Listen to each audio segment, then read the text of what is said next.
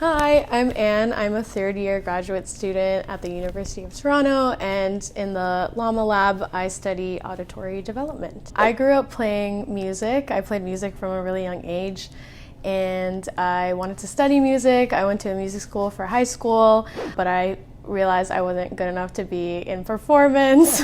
But honestly, I was just really curious about questions about kind of how we process music, how music bonds us socially in groups, how we form memories related to music. So I wanted to pick something that I could kind of study music through, and so psychology was a really good avenue for me to pursue. So I went to Toronto Metropolitan University, formerly called Ryerson, and I majored in psychology and I did a minor in music and cultural studies. There was like kind of a shift in my undergraduate program or like somewhere along that journey where I started being really interested in who was writing these articles and how these people were coming up with research questions. And I started noticing, I guess, like the nature of science is basically building upon what other people have done in the past. Yeah, I wanted to kind of contribute to that process and see how like people in the field collaborate and work together, and how you can kind of take one person's idea or one person's finding and expand it, because you're always coming up with new things to think about, especially in a field like music cognition that's relatively new or not super studied. Well, the research interest part was pretty early on because I knew that I wanted to study music, auditory perception, cognition, things like that. Going to graduate school is like a life choice, and there are different factors that you have to consider. Location was something that I considered, and I decided to stay home. I really wanted to like be around friends and family while going through this journey. I chose to apply to schools in Ontario and Quebec. I just started looking at people who were writing these articles that I was reading, looking at different lab websites and figuring out how my interest could kind of slot into their current work. My specific area of research is kind of at the intersection of perception and cognition and development. So our lab, my main lab, is the Llama Lab, so it's the language, attention, music, and audition lab, and we're curious to explore how kids learn knowledge that's specific to music and language, how they process it, and how it affects different other cognitive processes. I'm really interested in the music side of the music and language of my lab. Through other collaborations, I kind of want to explore more questions of like the emotional effects of music, the social effects of music. Learning music throughout childhood and how we process it is really interesting to me. I also wanted to see if I can approach research in a way that looks at music but also at the other processes that are related. So in this case, like language is really interesting to compare and contrast to music. So my project is looking at adapting a paradigm that's used with adults in the literature. So we use it with kids and we get them to imitate speech and song specifically as kind of an index of implicit knowledge and things that they might know about those two different domains. And then with the child lab, I focus less on perception of like auditory sounds and more on like what kids think about the effects of music. So right now I'm doing a collaboration with Lewis, another grad student, and he studies kind of emotions and what kids know about their emotions and how it affects their performance and motivation.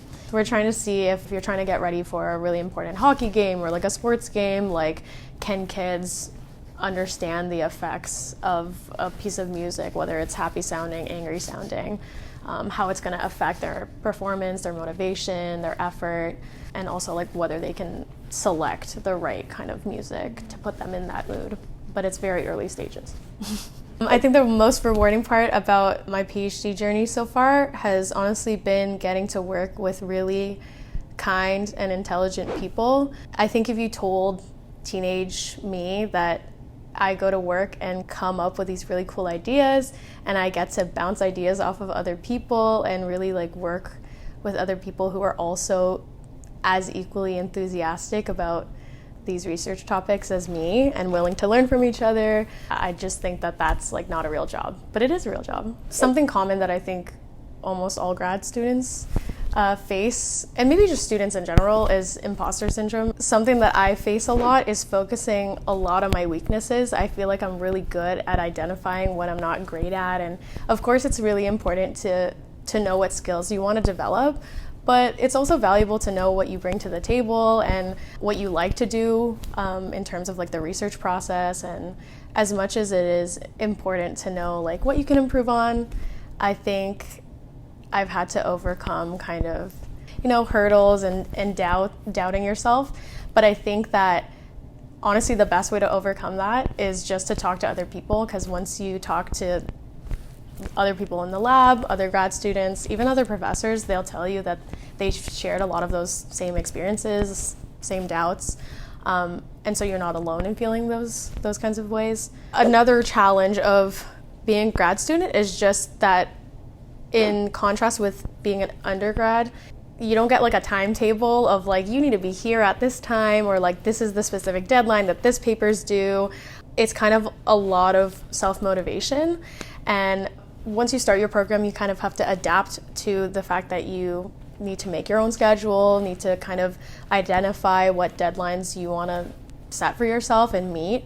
And so I spent a lot of my first year just kind of reflecting on how I work best, like what times of the day I have the most energy, or how many meetings I can handle in a day.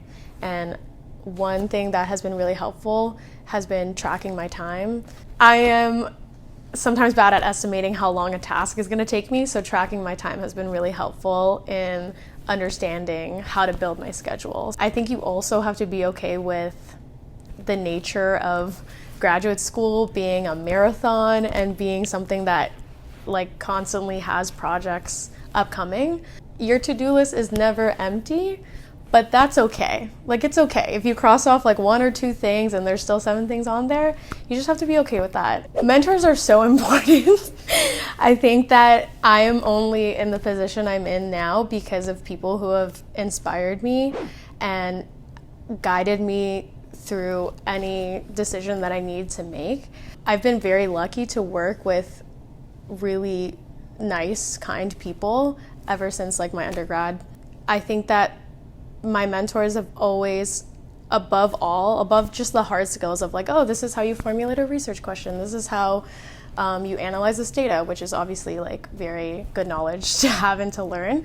My mentors have really taught me how to be a team player and to be kind, be critical, but still like respectful.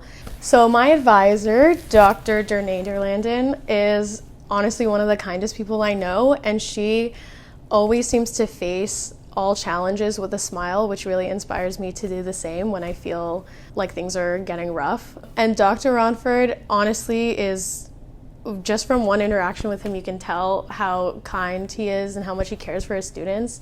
And I think that he really exemplifies a lot of these positive values about supportiveness and positivity and being kind. And it really reflects in the way that the lab environment is. I think everybody's very like warm and willing to help out. And yeah, I really aspire to be like my mentors because they're really great. I'd say that it's a big commitment. It is a big decision, but it offers you so many really unique and really cool experiences and skills that you can really apply to so many different things. Every person's path kind of looks different. And even within, like, if you ask me versus another grad student, our day-to-days are going to look different. Our like kind of schedules will look different. Our research interests might be different, but we do like share a lot of common emotions and experiences when going throughout this journey, which I think really helps you kind of bond with other people through studying here and doing work here. It's made me a better researcher, obviously, and hopefully a better person. Like, I just feel like really proud to be a grad student here.